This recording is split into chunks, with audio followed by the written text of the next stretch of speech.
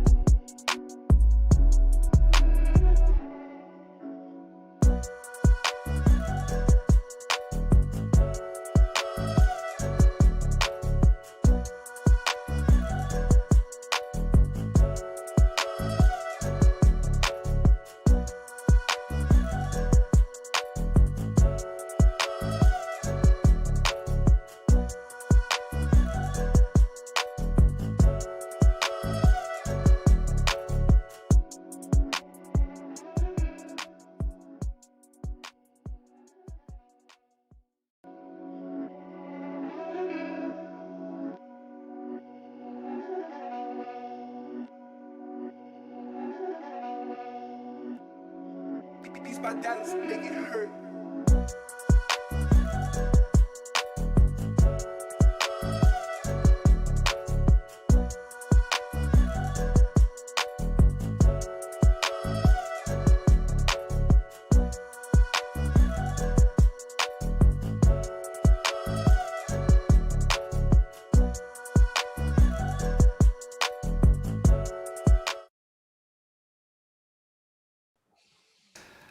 Nice one, Jason, having a little dance there to start the episode off. A very good evening, everybody. It's Monday, it's 9 p.m. Jason is grooving his socks off. And it's time for Tea and Tops, and you're very welcome along tonight. I'm Graham, obviously, and Jason's with me as well. Jason, how you doing? Doing great. Had the weekend to myself for the first time in 2 years. Got some sleep, played some baseball, had a bit of fun. Yeah, so I'm well rested and prepared for the 7.5 weeks of school break, which I will not get another break Yeah. till the 17th of August. So I'm looking forward to that day. Yeah, thanks for reminding me about 7.5 weeks of joy. Just to make it easier, it's only 52 days left. Oh yes, that's what I should do. I should have a countdown because that'll make me feel better about the whole thing. But no, it was good. Like I said, I went out there on Friday night and played baseball for the first time in 3 years. 3 years, the first time I actually picked up a ball, and then immediately went and threw 250 balls for batting practice because I'm a machine. That's here comes old noodle arm Durr again. Ah, well, that's interesting. Yeah, it's good you're getting back out there, man. Like I said, I've kind of hung the cleats up this year, so yeah. But of course, making a trip down. So we should do a little bit of housekeeping first. So obviously, next weekend is July 4th weekend. Myself and the family are heading down to Edinburgh to see Jason and a whole bunch of other people.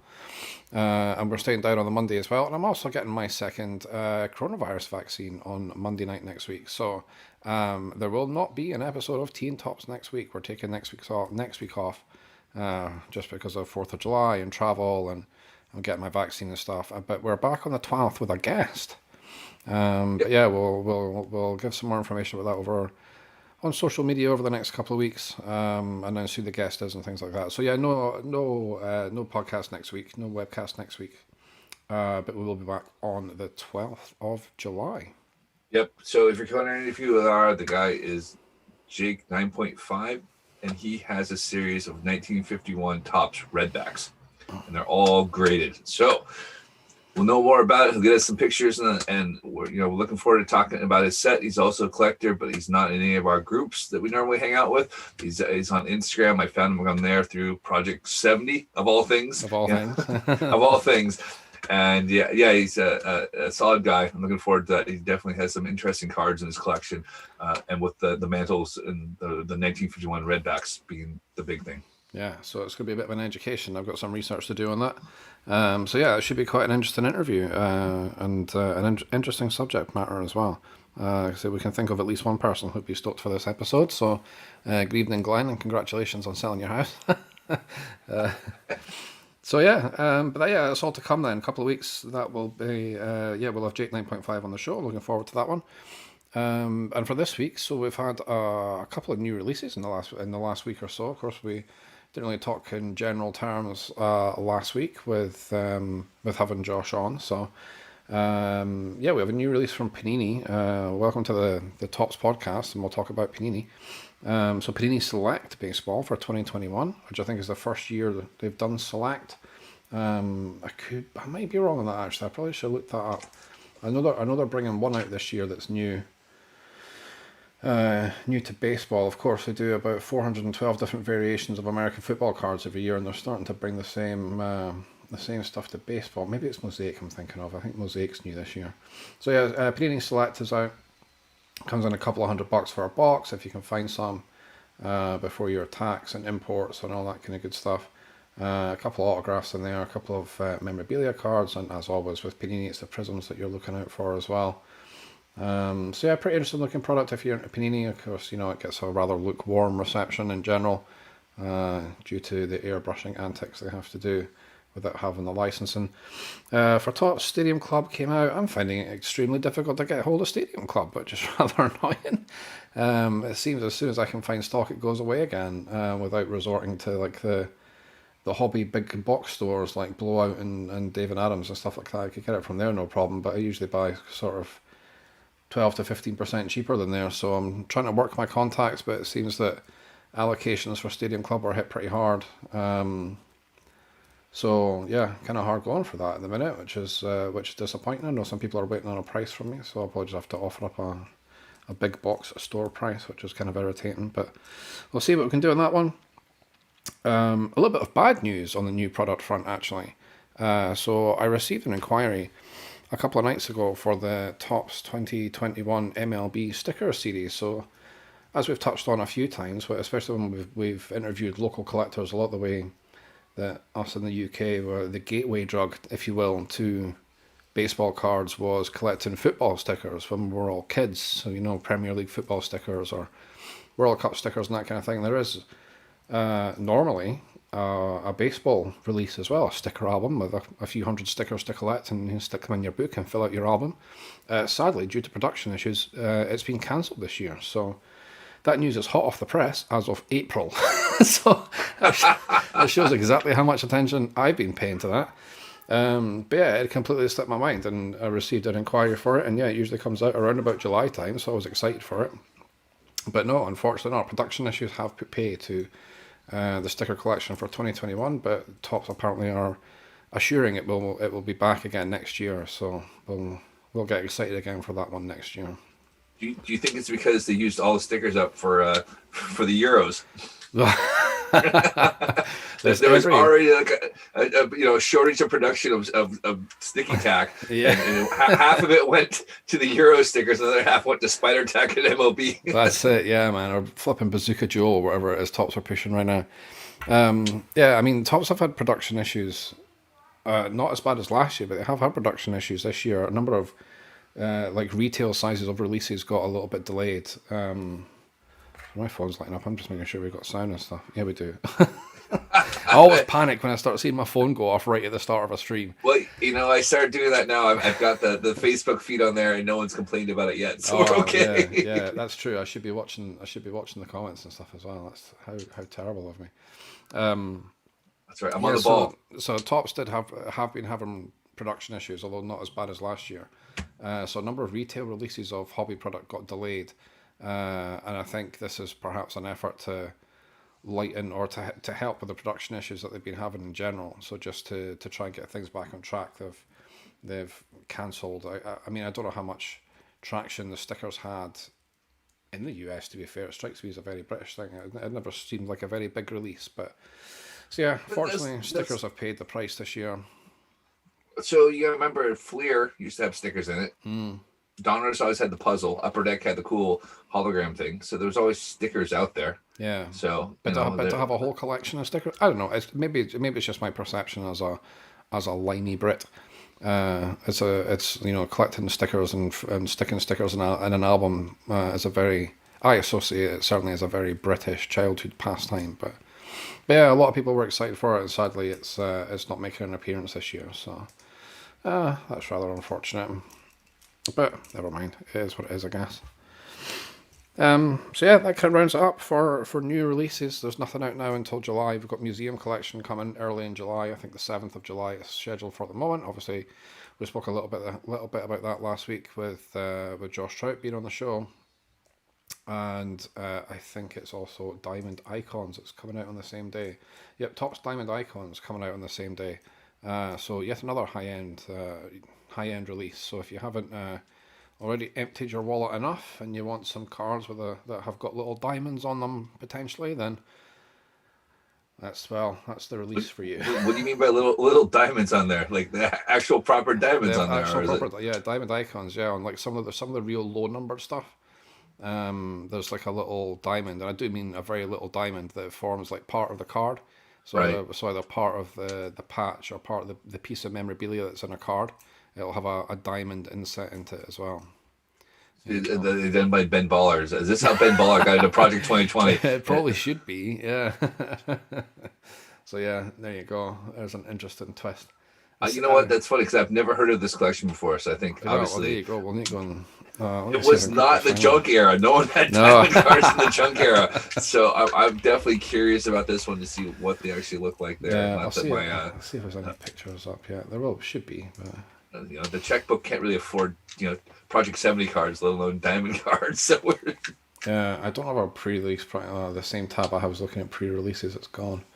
I just looked up the pictures and here we go. Oh man, right.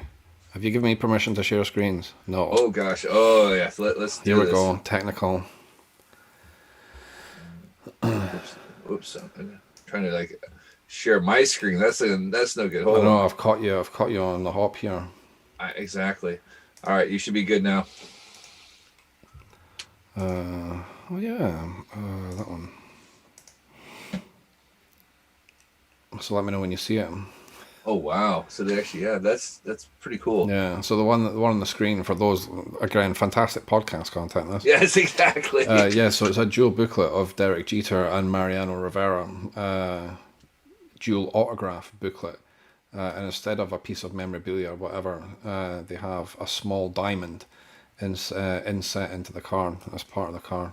So I don't know if it's actually working. So according to our stream here, we're getting a blank screen. So I don't know if I'm getting a blank screen. Oh well, tough. We're getting a blank screen. So I think that we were very successful in making sure this does not work when we share the screen. Yeah, we did really well there. All right, but yes, you can see it. There's a cool design. There's diamond in the middle, and you get the dual autograph of Mariano and Jeter, obviously. So, what? Now it's really broken because now I can't see us. Yeah, well, as soon as you did that, that's what happened. So. It is going to be a podcast version. Yeah, it's going to be a podcast version. Why is it no. done that? Oh. So now we know we cannot share our screen from here on out. No, I'll need to do a little bit of work on that to try and figure That's out why that doesn't work. You go figure that out, and I will fill the ear hole of Project 70. Yeah, news. let's move on. We'll move on to Project 70, and I'll try and get the video back up and running. And get the video back up. So Project 70, as you can see, we had 2 new lows in the past week. So first off, it started off with Sean Witherspoon's Alex Rodriguez cars and had a print run of 738, and that was almost 120 cards less than the previous one, only to be broken tonight by Risk is Steve Sachs card, and that was at 725, and was Joshua Vita's Gary Sheffield card popped in at like 743. So we had 2 cards that were extremely low. We've broken the 800 card barrier, and we're still only 30% in of this project. How low we can go, we do not know. So it's creeping down lower and lower. Like you're getting high print runs are just cracking 5,000 now, but it's really settled into about the 1,200 gap. And scary to think it's going that low already, because we are at card 325 today, and so there's 700 cards to go. And we're already in the 700s. And please support videos back. Yeah, there you go. So yes, so I think it's really come down to who's collecting what. I thought Steve Sachs was an interesting choice because, again, he was a Dodger and a Yankee. Mm-hmm. So that ticks those boxes of I got a Dodger and Yankee in that, and he just wasn't that popular player. So I don't know. It's been interesting. The whole community is like, oh, do this player, do that player, do that player. And so then when someone actually does a player, no one supports them, and they go, you know what? I'm not buying that artist. Yeah, exactly. Yeah. So we sort of touched on this before. This is the exact same thing happened before with, like, again, people chatting nonsense that, oh, what about this guy? What about this guy? Or the artists are all just sticking to the same 8 players or whatever. But yeah, like you say, so when they actually do and go, all right, okay, I'm going to do something out of left field, then it just ends up in a ridiculously low print number. So the people who buy it, like the 700 and whatever people who bought it, think it's a cool card. But then, as we've said before, this is a commercial endeavor for these artists. It's not, they don't get paid. They get paid per card. They don't get, if you want your shed long. Exactly. I'm gonna pay Lauren Taylor to put shed long highlights on it. It's gonna be a very small card. Yeah, go get a commission done or something. But peer pressuring some of these artists into doing it. I mean, I'm sure they're doing it for the love of the art. They're not doing it just because of peer pressure. But yeah, it's like you say, it's on one hand they're moaning about, well, it's the same 10 players, but these cards, it doesn't matter if it's the same 10 players. Like those cards are still selling consistently quite well. And when they stray away or go a little bit left field, then the numbers just drop, right? So that was the best thing. So obviously Josh Vedas did a Gary Sheffield card, and I didn't realize how short his career with the Yankees was. He played for the Yankees 2 years. 2 years, And it's like, well, why would you do him as a Yankee? Well, Josh Vedas is doing the Yankee card. I thought the card was really cool. It's just the player. It could have been anybody. It could have been Willie Randolph. That could have been, anybody. Yeah. It's more of you're buying the artwork and Josh's Vedas is there. There was somebody that's F us on Twitter and said, hey, why don't you do this player? And he goes, I'm not taking suggestions right now. Yeah, like, I'm full. I've got my guys. Like, you can yell at me all you want about who you want to do, but it would take a lot for him to change his mind. And of course, Lauren Taylor's piped up because she now has a poll. Imagine that. Yeah, she's doing a poll on her website. She's doing a poll. So I think she put about 15 players down of people who she potentially will do. Plus, she's taking suggestions, and I can only imagine the suggestions that people are putting in there. Oh yeah. Why do suggestions? To be fair, I put Kenny Powers down. I would like to see Kenny Powers card. You think Topps have got the rights to Kenny Powers? No, God no. But you know what? Like, if everyone's gonna put ridiculous suggestions in there, I'm gonna put Kenny Powers down. So I would definitely buy a Kenny Powers card. But yeah, Kenny Jeff and Powers, right? I can't say. Yeah, exactly. We'll try and keep the explicit tag off this week. So if you feel passionate about somebody, by all means, go to our website, there'll be a link you can go put down there, and it possibly could be done. Kenny Powers down. I mean, let's be honest. I'd like to see Kenny Powers card. Big Tops have got the rights. I think pretty much every popular player, except like Kirby Puck, is the only guy I've not seen done yet, and Barry Bonds. And I don't know if anyone wants to do Barry Bonds or not. Oh, surely it's a licensing thing with Bonds then, is it? So she said something about that, because she said if it wanted to be done, it could be done, but it's not. It's definitely an agreement between Topps and the MLB/Bonds. So right, okay. I mean, this is the same issue she had with Bo Jackson. Now Bo Jackson on same issue with Mickey Mantle, and now Mickey Mantle's on board. I don't think they're expecting Topps to do 70 cards or 51 cards of Mickey Mantle immediately, but here we go. So it'll be interesting to see if Bonds gets on board. But yeah, I mean, if I was these artists now, I wouldn't be bothering with trying to do anyone to please anything. I would just do who you like and what inspires you. And if you sell 700 cards or 7,000, so be it. I think at this point now, everyone's tired of the project, and they're still going. Yeah. There's 700 cards to go. We're a third of the way done. So yeah. Yeah, I mean, it's nice. It's nice to see artists engaging and wanting to try and please the fan base, but again, you're never going to be able to please everybody. So yeah, at what point? Excuse me. At what point do you just go? Well, I tried. Like like today, we saw an Eric Gagne card today. How do you think that's gonna go? It's Don C. I think the card's great. I like it. I kind of like it as well. I like the style of it. I like the style of it, but it's Don C. He doesn't promote it. It's Eric Gagne, and then it's Dodgers. So you're really pulling on that early 2000 crowd. Remember, he had that amazing season as a closer. Yeah. I get the reference. I don't think it does well. No, we'll see. So, if you're not tipping Mr. Gagne to do very well, this seems like a good point to ask about your card of the week. So yes, so my card of the week, which some people like, some people didn't, but I thought it was the Jonas Never Pete Alonso Warriors card. I thought you had a little bit of pop culture with the Warriors in there. You had Pete Alonso. I thought it was a great card. It sold all right. It's not as much as they want, but I thought it was definitely something different. And you don't get to see too many pop culture references besides Don C's cards. Yeah, saying that, you did get the Keith Shore, Logan Paul, Charizard, Mickey Mantle card. What? Did you not see that? No, I didn't. Right. So Logan Paul is like the MMA fighter or boxer. No, he's an internet bellend masquerading as a fighter. Okay, then you know more than me. Wow. So maybe I should be asking you the question. Yeah, I know of him, but yeah. Right. But yeah. So yeah, he went to a fight, and he went yes. Exactly, with the Charizard card wrapped around his neck. Yes. Yeah. So of course, Keith Shore did it as a Mickey Mantle card. So. Yes, yeah. I totally forgot about that. Yeah. To call him a fighter, I think, is doing a disservice to anyone who actually is a professional fighter. He's just basically an internet bellend. But yeah, for anyone who didn't see it, on his ring walk, he had I think a PSA 10 Charizard as like a necklace, like sort of Ben Baller style, which is. Yeah, interesting. That's an interesting look. Yeah, like I mean, shit. Look, we're talking about him, and that's what he wants. So, I feel like we're feeding. We are a sports card show. Technically, Pokemon cards are fall in there. Technically, he's a sportsman. Technically, that falls into our purview. Technically, we're international baseball players as well, Graham. Come on. No, it's not technically about that. God damn it. Yes, we're internationally capped baseball players. Absolutely, yeah. Multiple times. Yeah. We've played in many European tournaments as well, so we could say we're at the top level of domestic baseball. Yeah, that is true. Yeah, it's all about the spin, man.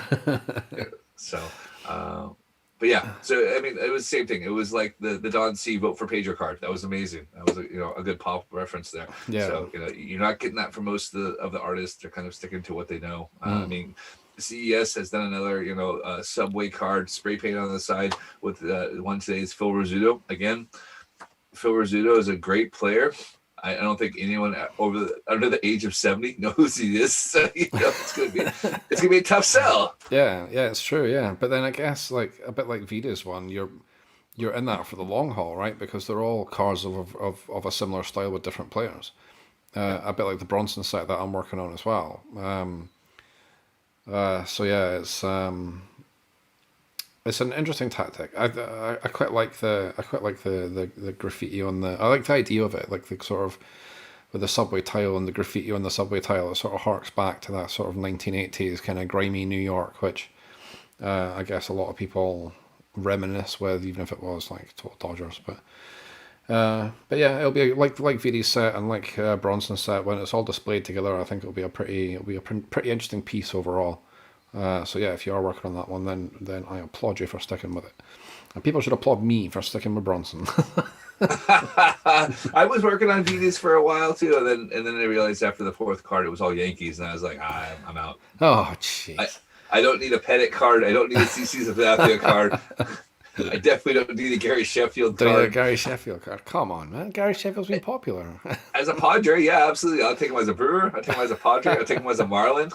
Just not as a Yankee. Take him as a Brave. I think it was. Take him as a Dodge. He played for the Dodge. He played like 7 teams. So, Oh, my days. To be honest, like the person I want to see on a card right now that hasn't been done is Fred McGriff. The Crime Dog needs a card. Someone's got to do a Crime Dog card. Oh, yeah. That's a good suggestion. Maybe get on that one. Like I said, it's harassing more. I'd rather have him come on the show than be like, stop asking for Fred McGriff cards. Yeah, that's a great idea. Yeah, let's bother all of the artists and ask them to do a Fred McGriff card. Awesome. Well, let's see what happens then. So, 2 new low print runs then in Project 70. There's a chance that we could be talking about this again. I guess in 3 weeks' time if we're not doing a show next week, and then we have a guest on the week after. So in 3 weeks, I think there's probably a fair chance that we're going to be talking about a new low print run again. We could always do a catch-up one real quick to kind of do the general news. Since we could do. It feels like an awful long time to wait, but yeah, I don't think next Monday is really going to work, but. See, it might change. Hey, we could change our minds. We might see, but it might not be a live show with it, but there might be a in-between maybe show get a podcast out if nothing else. Yeah. Let's play that by ear. As always, watch the socials and we'll keep you up to date with what we're thinking. Project 70. So another one of our regular features then. Topps a bunt. Ooh, are you burnt out of bunt yet? I am burnt out of bunt now. So of course the great tribute event that was is now no longer. Rest in peace. And I think I think we briefly touched it before, so now I have to spend my time actually working and talking to my wife and kids. I was rather hoping that something else would have come along that was similar to it, that would have replaced it, but not yet. So I've switched my attentions back in bunt to trying to complete the road trip set, not by actually doing the road trip, but just by trading for my needs while still working on the road trip. But I'm back to that whole. You need 2008 cards. Jesus wept. So plodding along at that, and at the same time try to fill out holes in my road trip set, and I'm trying to finish off the post-season rewind set. And I'm sort of flirting with Universe because obviously there's a challenge on just now that if you open 100 packs of Universe, you can get a special avatar. So I'm contemplating getting involved in that as well, but we'll see. I don't know if I want to spend 400,000 coins on 100 packs of Universe. You know what? I think you should as an experiment, and then tell it that. No, seriously, because that's a good idea. lot. No, it's a good idea. I'll expense it. But to sit there and go, okay, right, this is what I'm going to do. Like, I'm going to sit there and spend, an hour and 2 hours? It's 100 packs. So yeah, probably an hour, yeah. And keep track of how many rare, how many super rare, how many iconic you hit on there. And just go, I opened 100 packs of bunt Universe, and this is what I got. So then you at least got your token there. I'd do it if I hadn't blown all on Bowman. Well, that's the thing, yeah. So you worked in the Bowman set, right? So how far through Bowman did you get? Oh gosh, it's gonna be a terrible set to do. Like there's so many different variations of it that the base set was easy, but then you have to kind of pick and choose which part of it there you're gonna go with, and I'm kind of like, oh, this is a terrible idea, and but for me it was because there's some 1990 Bowman card in there, or it's the 1990 Bowman set, and that's a bit of nostalgia for me. So I was like, you know what, that's something I'll go chase there. But yeah, there's so many different variations. There's no way you can complete the set without spending stupid money on it. Yeah. Again, that breaks my rule of spending money on something that I don't want to spend money on. Talking about spending stupid money on things. So over the course of the last couple of weeks, we've discovered about Topps Black Diamond level Oh, membership, yes. right? So this was something that you discovered, is that right? So there is a Topps Bunt group, the normal big, I guess the biggest one there. I find it there, and I joined it, and somebody was showing off their legendary cards there, and the ice cards. I think the ice cards are like 1 of 1 or 1 of 5. There's a few of them there. And funny enough, I actually came across a collector that had one, which was really unusual. Oh, I didn't wow. actually expect to see one of those in the wild. So I immediately offered him my base level 1 card. 9 of those things for it. Nine shed long cards. Yeah, but anyways, so there was chat about something about you could only get these cards that come from the Black Diamond level players that spend that kind of money, and it's only offered to them, and they had to spend $1,500 a month, and I just don't see it. I don't know how it's possible. I mean, a package of diamonds is like what, six quid, $6. What is it? Yeah, funny. I'm on the app just now actually. So far I've opened 6 packs of Universe, so I've got 94 left to go if I want to complete that challenge. Yeah. Diamonds. That sounds like one of your favorite meetings you need to sit through and go, okay, I'm just opening packs. I know, right? So the highest value purchase you can make via the app on the store is 22,000 diamonds and 1,000 VIP points. And that costs you £99.99. So that's the highest single transaction you can make. So basically 15 of those a month. Yeah, so every other day you're buying something. Yeah, so every other day you're spending £100 basically. Well, I mean that's pounds, but it's like they don't do any currency conversion. So it's $99. So yeah.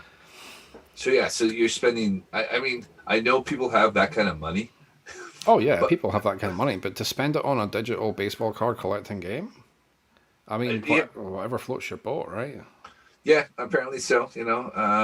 And you take it from there, but yeah. So there's actually someone.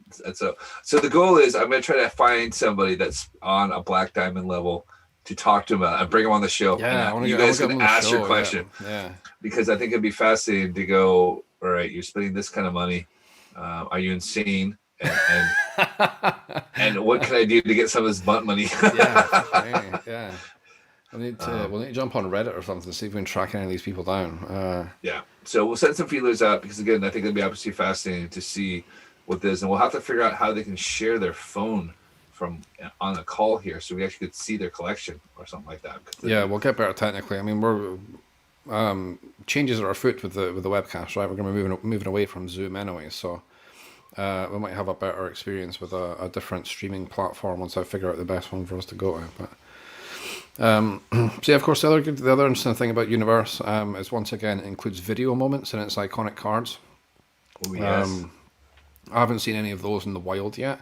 I don't think by opening regular coin packs rather than diamond packs, I'm not sure you can get them. I'm just quickly checking that actually, but you can get iconics, 1 in every 1,500 packs. Yeah, so it's the longest of long shots. Yeah, 1 in 1,500 for your coin packs. If you're paying with diamonds, you can get it as low as 1 in 60 when you're buying diamond packs. So yeah, interesting that they've done it again. This is like the second release now that they've put in video moments to their iconic cards, which of course we've talked about and may potentially make an appearance in NFT, but of course though the chat around Topps NFTs, other than Bazooka Joe, which they seem to be pushing at the moment, and their candy cards, seems to have dropped off. I'm not hearing any chatter at all really about a Series 2 for NFTs, or are they, like we've speculated, are they going to do something around the All-Star game, which is what, 2 weeks away, a week away? 2 weeks, yeah, it's coming up. Or are they sort of holding fast to see how the crypto market recovers, seeing as it's in the dip? Everyone's buying the dip at the moment. Is it going to bounce back? The 12th, yeah, exactly, right? It's like, it's not really a dip, it's more of a roller coaster. It's like up and down, up and down, up and down, up and down. So yeah, we don't really know how that's gonna play out with the NFTs, and are they, I mean, we imagine they'll be back in the space at some point, but I thought we would have seen something new by now, but it's not really looking like it. No, I guess it's hard to get people to chase right now. There's, summertime, people are out, with their kids, they keep those busy. So, money's limited. Like, people aren't going back to baseball games. Stadiums aren't at full capacity. And even if they are, not everyone's vaccinated. So, yeah, who knows? There could be, a bunch of different factors that are really affecting it. And, they're still pumping out cards, but the NFTs are just taking a break. They're certainly pumping out cards, that's for sure. Yeah, yeah. Like I say, there's plenty of physical release coming up in the next sort of next 6 to 8 weeks. There's lots of stuff coming out. Middle of the season. There's all the hype around All-Star game, and the All-Star break and stuff like that, and then of course we start building towards the postseason. So, yeah, we're going to see plenty of physical releases coming out. But yeah, it'll be interesting to see if and when they come back and do anything different in the NFT space, I guess. Yeah, that's it. Let's see. I mean, we've not even heard a whiff of things. They even started up all their social medias for it, and then it's dead. Yeah, and then they're dead. Yeah. Well, not dead, so but they're pushing. not saying that. Yeah, they're pushing Bazooka Joe. They're not talking about baseball. They're talking about Bazooka Joe. Yeah, I mean, Bazooka Joe. I mean, who? How many? How nostalgic are people in the 40s and 50s really for Bazooka Joe? I'm not. Yeah, I mean, and these are the people with the money. So yeah, I didn't really realize too much about Topps and their candy division. I mean, obviously, you get Bazooka backs and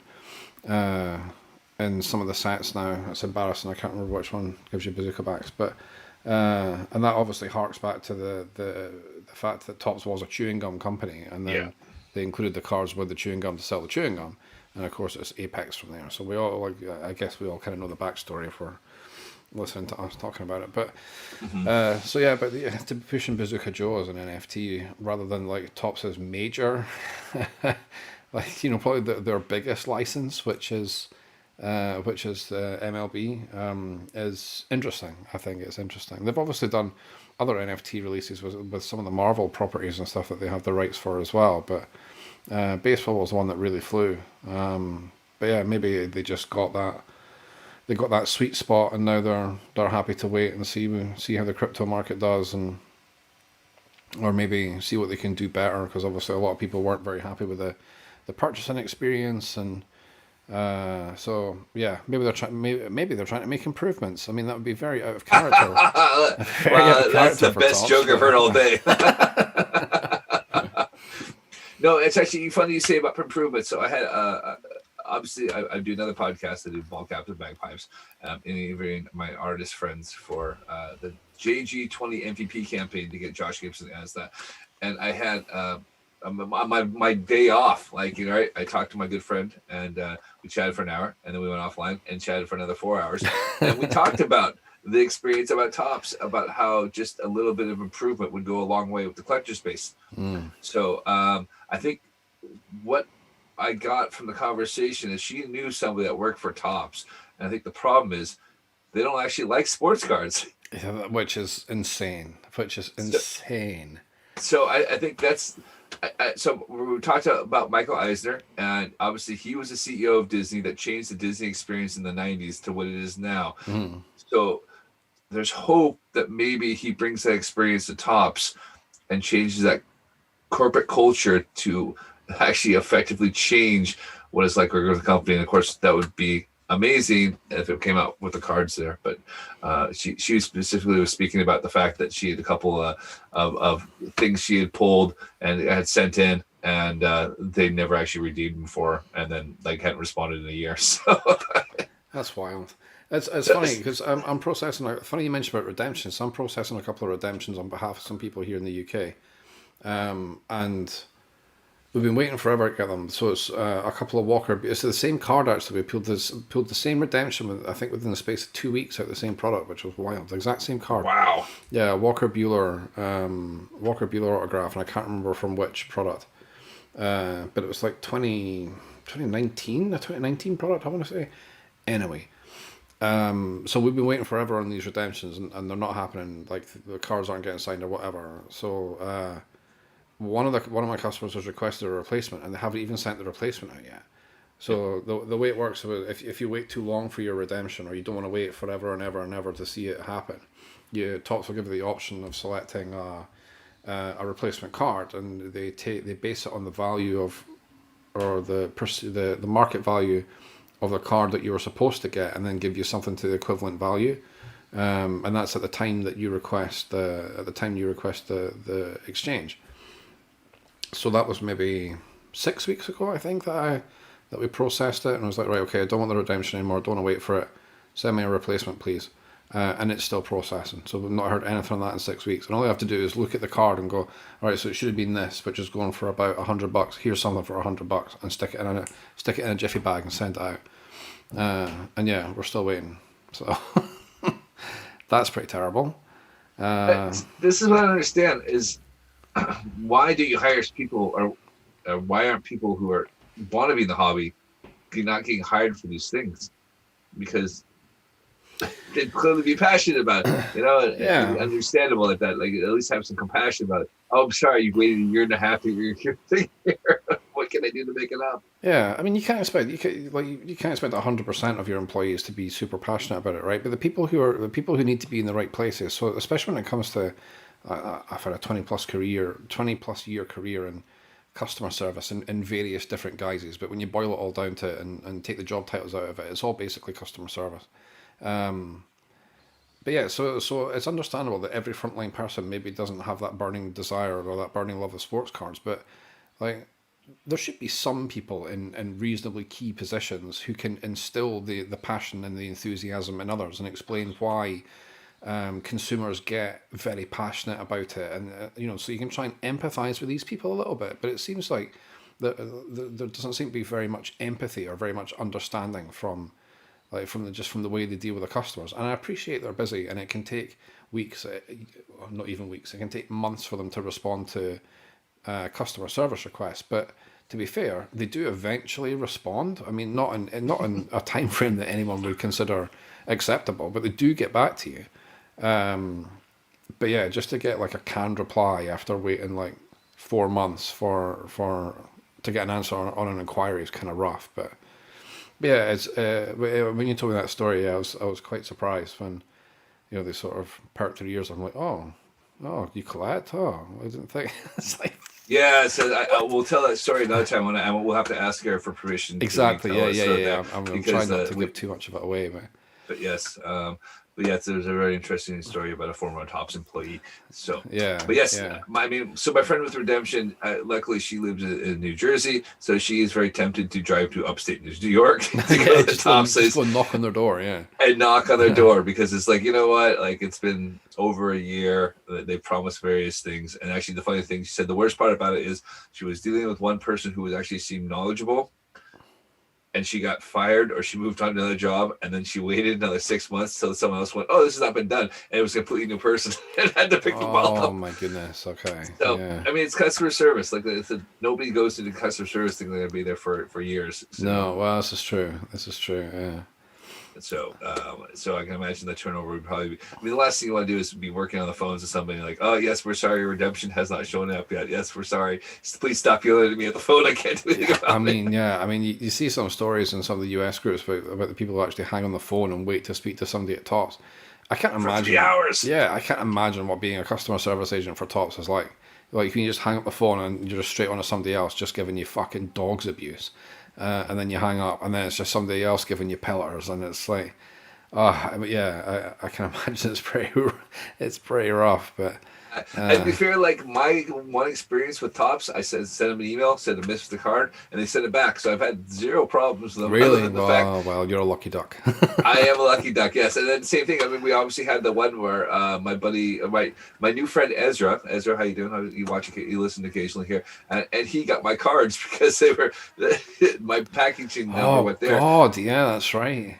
Yeah, so I got double the amount of my Project 70 cards on that one, and so that doesn't tell you anything about the print numbers as well. So. Well, yeah, exactly. Yeah, take them with a pinch of salt, but I guess if they're judging everything equally, then it still merits some value. But I totally forgot they sent your cards to just some random guy in the States. Yeah, but yeah, and you know what? He's got his own podcast now. Him and his buddy started up his own sports card podcast. Look at us. We're setting trends. Exactly. We're inspiring other people there. So we're still Russians number one, Norway's number one. Norway's number one. Yeah. Oh, Portugal's number one. Yeah, I've not checked the statistics recently actually to see if we've crossed any other international borders, but It's gonna happen. We are the number one international one. yeah, Like, it's yeah, it's just going to depend which country some of these VPN randomly picked up when they're like, when they're listening on Spotify or something, you know. Yeah, but yeah, we probably should check the stats on that. But so yeah, I guess yeah, I mean, Tops are obviously about to go through that big change, like you say, from going from being a privately held company to publicly traded. Like you say, they've got Mr. Eisner at the helm, obviously with big ambitions and big plans and a big group of stakeholders who are going to want to see a return on their investment at the end of the day. So it could be yeah, we could be seeing some pretty big changes. would you buy your stock in the Tops, knowing what kind of company they are? Yeah, I probably would. Yeah, like knowing the players and who they've got involved and the kind of aspirations and stuff they have. Absolutely, it was one of the first things I searched when I heard the news, and I wasn't the only one. Like a lot of people, were like, oh damn, this sounds like something like you might want to get involved in. Like right now, as we're seeing, anything sports card related turns to gold pretty much. So, All right. but it's riding that out. It's like how long is that going to take? There you How long is it going to be around? Yeah, everyone talks about the bubble. Here comes the bubble. This is the bubble. The bubble's going to burst. Oh, the bubble's already burst. go. Vegas Dave, come on, Vegas he is Dave. psychic. Yeah, exactly. Yeah. Has the bubble burst? I don't think it has. I No, mean, the I think things landscape's slow down. changed. Yeah, it's slowed down. That's for sure. Yeah. But then Beckett and PSA, like closing their doors to new submissions, has done a lot of that though, and that stopped the fever. Like we speculated ages ago, how's that going to affect the market? And it's stopped some of the fever that was going on around, you know, PSA 10 everything or BGS 9.5 everything. Let's get everything graded. Let's, you know, and so like no, can't keep up with this. We're closing the door.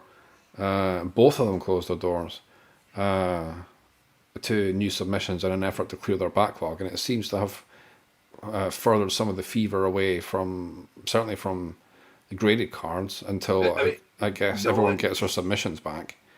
but I mean, no one needs $88 graded. There's not a single card at $88 or 88 tops or 88 Fleer maybe. But yeah, like, you're not going to spend $30 on anything on those cards to get graded. No, but then you know, just because like people are making that investment to get it graded, you know, it could be a borderline thing where, well, all right, so the card cost me whatever, so take the box price, divide it by, you know, however many cards are in the box, and then you pay $25 whatever to get it graded, and it comes back and it might only be worth like $18 even though it's graded. Yep. You know, it's like so the macroeconomics of it are quite interesting, but yeah, I don't. The bubble's definitely not burst because not with the way that new release is still getting priced, and of course like box prices, new release box prices are very much pumped by how the singles market performs once boxes are starting to be opened and the product's actually in collectors' hands. So if you find that the single cards there's not too much of a market for them, that's when you see prices. That's when you see hobby box prices coming down after release. I shouldn't say it because I've lumbered with a metric fuck ton of it, but so Series 2 that's come out, like the prices are down. Prices of hobby boxes are down kind of $45 from since they launched, and it only launched 2 weeks ago. So Wow. yeah, so you know, like they came out around about 140 $150 a box. You can pick up a hobby box of Series 2 now for less than $90 if you know where to shop. Wow. Yeah, which is crazy. That's a big ass drop. For people who are turning over heaps of product, that's fine. They can kind of wear that. But you know, personally, got a case of hobby, a case of jumbo, and it's like, well, I've shifted most of the jumbo boxes, but I've still got like quite a few hobby boxes floating about. But of course, I'm in those boxes at a certain price point, and if the price drops by like 20%, which it has since launch, then you know that's a little bit tough to bear. But that's the market, right? It swings and That's the roundabouts. It swings and roundabouts. Yes. You have to take the rough with the smooth and all that. Every other cliche that I can think of to roll out about it. You just have to go and find your Wander Franco cards and throw those on top. Yeah, somebody asked me the other day actually how many Wander Francos I tucked away, and I think I do actually have some. I need to go and dig them out though. I think they're in one of my big boxes of things that I've not sorted through for a while. Oh, I thought Jason was doing a really good impression of, doing a really good effort of sitting still. But no, it looks like Jason may have crashed. Either or I've crashed, and now I'm talking to myself. But Jason is certainly stuck. Oh no, he's messaged me. Here we go. What's Jason saying? Shit, I froze. All right, well, let's see if Jason manages to make his way back to us. We were kind of just prattling on about general hobby banter anyway. I want to take the opportunity actually to a little feel good story, I suppose, from the UK card collecting community. I'll keep the name out of it just in case they don't want to be mentioned. But one of the members of the community reached out with an opportunity to purchase some Bowman Sapphire, which I was very late on. Which a Topps online exclusive release. They did it through a ballot. By the time I got round to completing the ballot, I was too late. I couldn't get signed up. Luckily, this person had some spare and was like, "Oh, you want to get in on this?" And very kindly offered me up a couple of their boxes from the ballot. So that was very nice. See, we do in general have a pretty nice community here in the UK. And it's nice to see them spreading the love. Oh, my face has just gone massive on the webcast. If you're enjoying my face, I do apologise. Even my wife doesn't like my face this close. Let's just take this off. There we go. So yeah, that was a pretty cool thing that happened today. So yeah, thank you very much. If you're listening, you know who you are. I do appreciate it. Oh, I should rather throw me with Jason dipping out there. Comments. I've not been keeping up with comments at all. So if you are commenting on the webcast tonight, I do apologise. Ross has watched along. Good evening, Ross. But the video is out. Well, hopefully the video is fixed now. But of course, we've lost Jason. So that's disappointing. And now I'm stuck. Just perpetually chatting away. Ask me a question. Somebody ask a question. I'll give some comments because we were actually really, really close to being kind of out of things to talk about. Could do a little reflection on Josh and having Josh on the show last week. That was pretty good. I enjoyed having Josh on. It was a really great conversation. He was very nice to hang out with us for an hour or so after the show last week and told us some tales. So hopefully when we'll have some time, we'll get Josh back on again in the future. And look at this, Mr. I'm back. Mr. Durr has come back to have save me from rabbit and utter nonsense. Yes, unfortunately, this is why we're going to choose another platform. Yeah, exactly. So these things don't crash halfway through the interview. Yeah, I thought you were doing a really good job of sitting still, but no, you'd actually crashed. No, I had actually crashed. Yeah. So, well, I managed to rabbit through and told a nice story from a nice feel good story from the community today. All right, that's good. And I was starting to give some reflections on the interview with Josh last week because I had no idea what to talk about. You just got to go and talk about aimlessly for a while. Yeah, pretty much. I was like, I'll just go into full panic mode and then I'll give it 5 minutes and see if Jason comes back. And if he doesn't, then I'll just be like, oh, okay, see you. Yes. So you came back and saved me. All right. Yes, I know. There's nothing like having a little blether with yourself there because I think that's the hardest part about doing this podcast. There's sometimes you just have to do that. You're like, I got to kill 5 minutes. Yeah, it's like, how am I going to fill? Yeah. I need some emergency topics to talk about because my mind just went blank and I just had a full-on panic attack trying to think of things to talk about. I need to have a cheat sheet of topics to discuss. Yes. So, but like I said, yeah, Josh is on, and then of course we got introduced to his buddy. Was it Paul Hartman? Is that who that is? Yeah, that's true. Yeah. We'll have to go and look up Twitter now, aren't we? But yes, it was another Topps artist who actually stumbled across this because of another podcast that has been recommended. They're looking for something different, and we were recommended. And he actually listened to the interview with Josh Trout, which was amazing. And now we've reached out to see if we can get him on there. So it'll be great to have another Topps artist on. We still have a couple of Topps Project 70 artists. We're currently trying to find a day that works for everybody, and not having much success at the moment. No. But it's summer break, so I can understand. But yes, so we got plenty of artists to come up, and I think we have somebody from Beckett. Come on, we got to ask him what day works for him. So we're definitely going to try to bring a variety of stuff there. We're trying to get on anybody that does graded stuff so we can have a long conversation about having cards graded. Nobody's unfortunately returned our emails yet, and being that summer break is, we get even less time to do what we need to do. Yeah, this is true. Yeah, yeah, yeah. We do So it have some lofty expectations on guests as well, but we keep plugging away at these things. Of course, we still really want UK collectors to come on the show as well. Yes, yeah. Please reach out to us, and we will absolutely have you on there. Like I said, we will reach out to you as well. I know there's a few people out there that we need to get on the show, and it'd be nice to have you on and hear about your story, because I think it's obviously very interesting, and especially for our audience out in the U.S. That they can go to a Walmart and just pick up stuff, or they can go to a local card shop. So Can they? They can go to Target and get shot. yes, exactly. But you can go to a local card shop, at least buy cards where Yeah, that's But an interesting news, we've been invited to go to the National.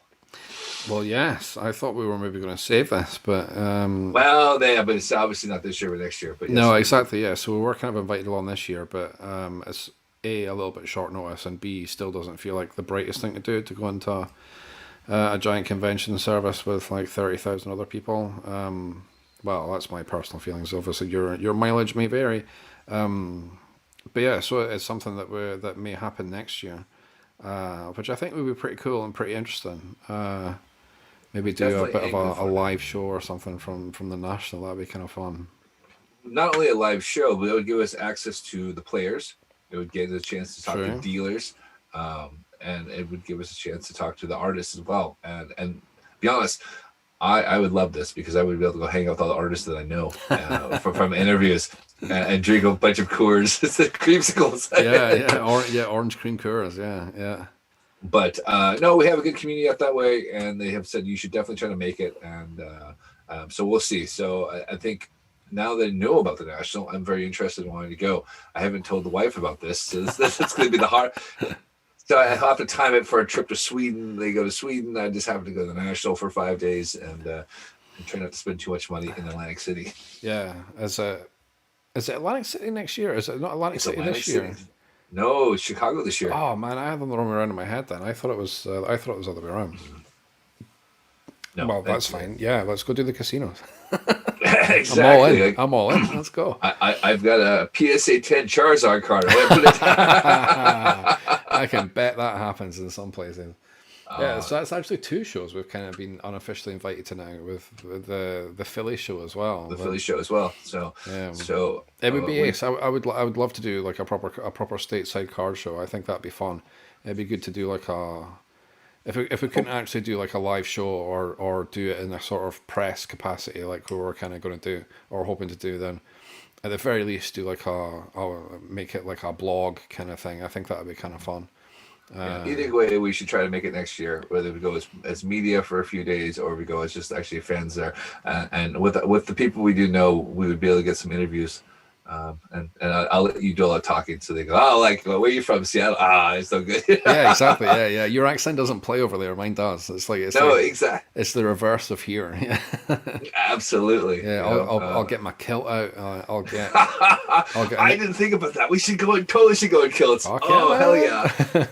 Oh, yes. All right. Now I have to like lose that extra 20 pounds I got from COVID. Yeah, I was just about to say I need to get kilt extenders for my kilt extenders. Oh shit! There's kilt extenders. I didn't know these things existed. Oh yeah, man. Yeah, I've got So even before lockdown, I'd put on a little bit of timber compared to when I got married. So yeah, you can buy kilt extenders, and they extend like the strap parts out, so you can fit your fat ass in there. But I need another set now. I need 2 sets. I need to be daisy chaining this. I did not know that, because I tried to put that on. I put my jacket on the other day. I was like, ooh, that's a little snug. Oh yeah, jacket, no hope. But yeah, kilt extenders. Yeah, go look them up. eBay. You can get them off eBay. There you go. You get trading cards, sports card news, and kilt buying, kilt accessory purchasing. Exactly.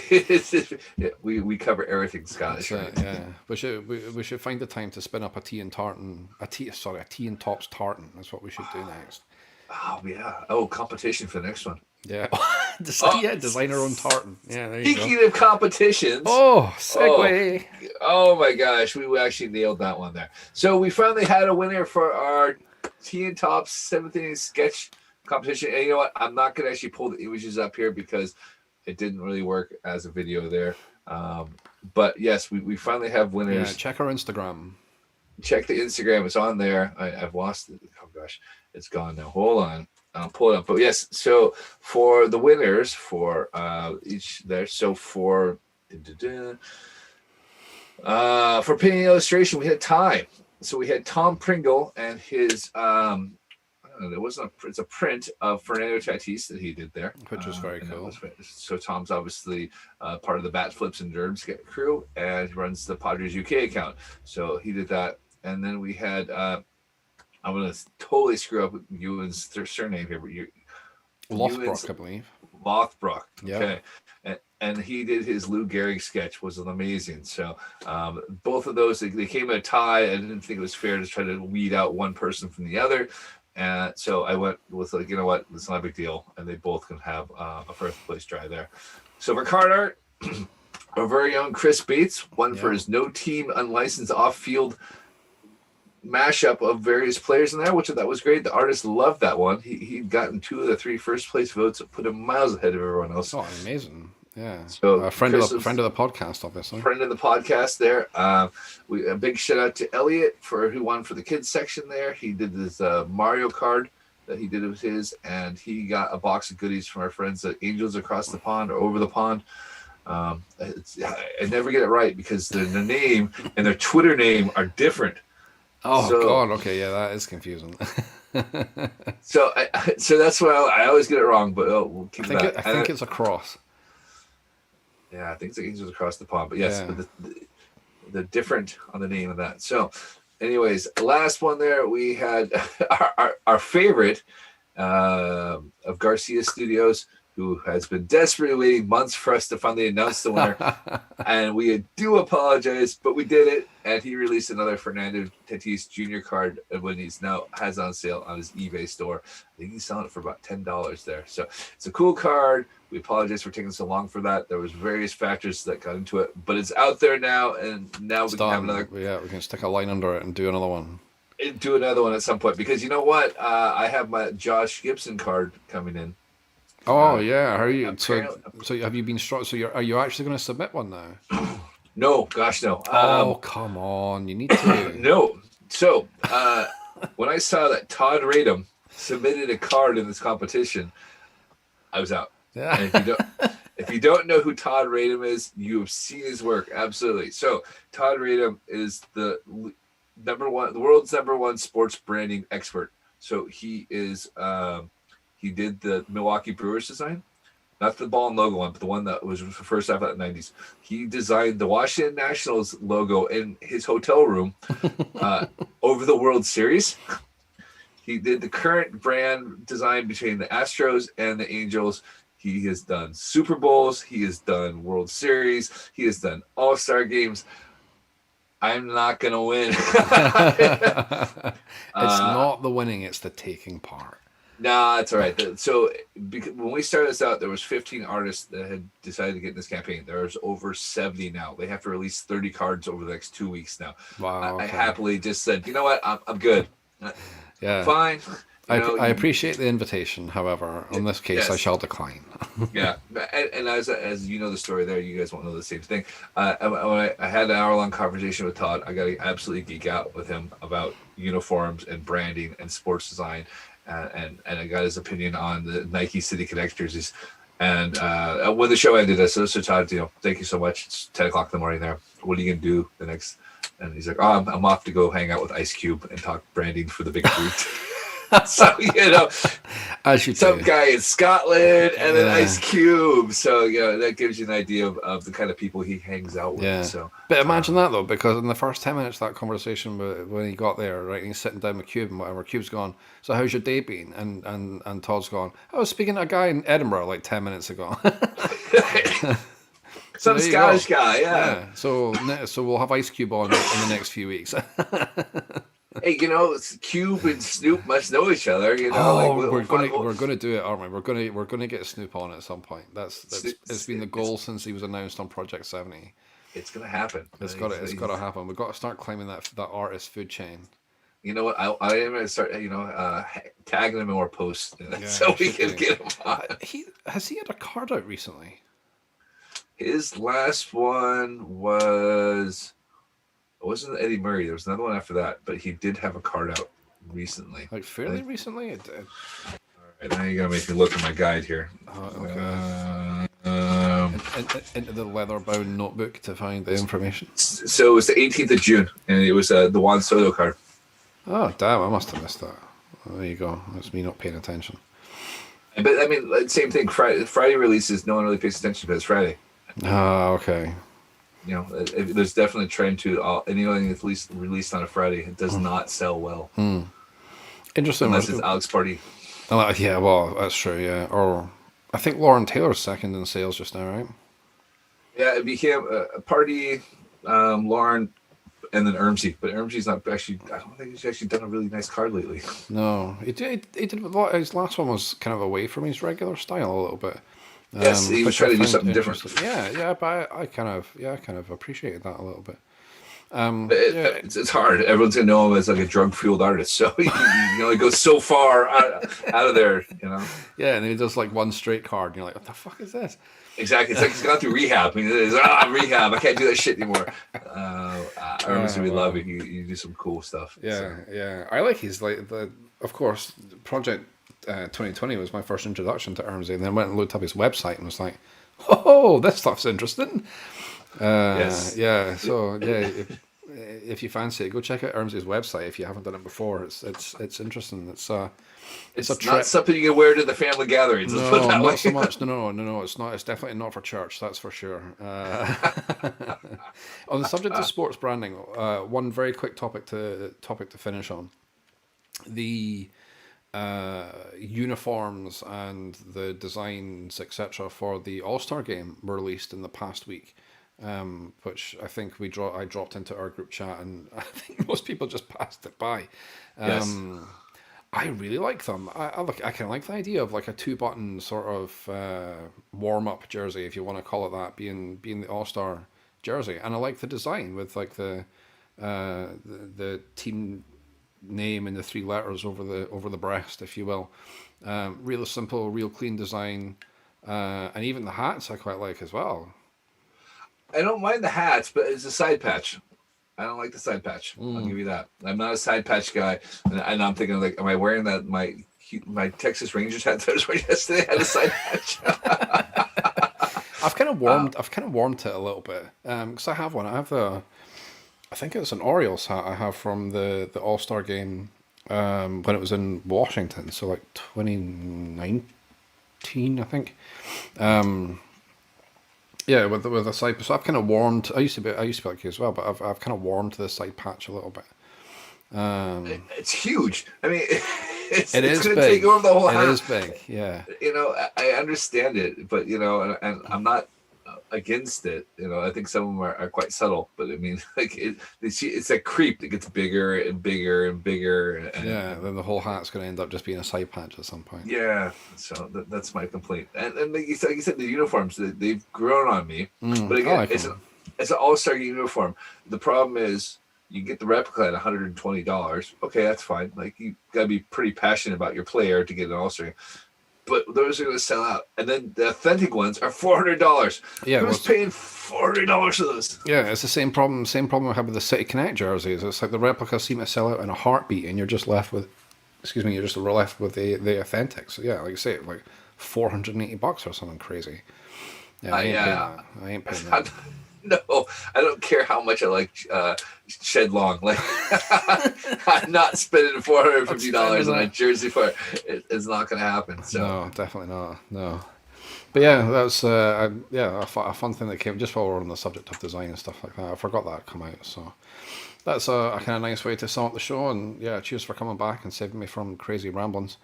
So yeah, not too much news the last couple of weeks. We've managed to fill an episode, a little bit rambly. So like we say, the next week's show is maybe the best way to put it is to be confirmed. I think a show next week. Might not be a live show. Maybe we'll get together and record something and put a podcast out on Wednesday. Of course, this episode will be available as a podcast from Wednesday night at 9 p.m. UK. It will probably be entitled "What a Lot of Random Waffle," or words to that effect. Or it might be a live show Saturday night about 1 o'clock in the morning. That might be. That's true. Yeah. The "I Love You Man" stream. That would be the White Claw episode. Yeah. That's Sunday, man. I'm saving the claws for 4th of July, man. There's no laws when you're drinking the claws, right? So yeah, if well, obviously we won't speak to anybody before it. So if you are doing anything for 4th of July, have fun. Go enjoy your 4th of July. Happy 4th of July to our American listeners, and of course my American co-host here, who claims to be British, but he's not. My passport says I am, so that's all that matters. Oh yeah, and Canadian Thanksgiving as well. That's the first, right? Yeah, Canadian 4th of July. Yeah, Canadian. Canada Day. Canada. Goodness me. Sorry. I was trying to save you there. I know, I'm multitasking. Canada again. 4th of July. Yeah, no. Canada Day is the first. Canada Day. July. Yeah, it's the first. So of July. eat your poutine, get your Timbits. That's it. Yeah, rub yourself in maple syrup if that's what you're into. Wear some denim that day. Just wear some denim. Yeah, double denim and maple syrup. There you go. And now that we've offended an entire country, although we do it with love, and shout out to Nick and Mike, our good friends who are in I guess the Greater Toronto area would be the best way to describe it. Yeah, so we do it with love. Yeah, but yeah, absolutely. enjoy your country's freedom festivities over the next week or so. And yeah, we'll either be live on the 5th, or we won't be, or we'll do a podcast, or we won't. But keep an eye on the socials. There'll be some pictures of us together for the first time. Yeah, man, that's true. Yeah. So this weekend that'll be fun. I'm looking forward to it. All right, awesome. Take it easy. We'll see you in probably, like I said, in 2 weeks' time, and we'll have a guest on, and they'll probably do a quick update just to go on the podcast version of there, or we'll just have a random waffle what we recorded and release at some point. Yeah, this is the random waffle episode. Exactly. All right. Thanks again, everybody. Have a great night. Stay safe. Take care, and we'll talk to you soon.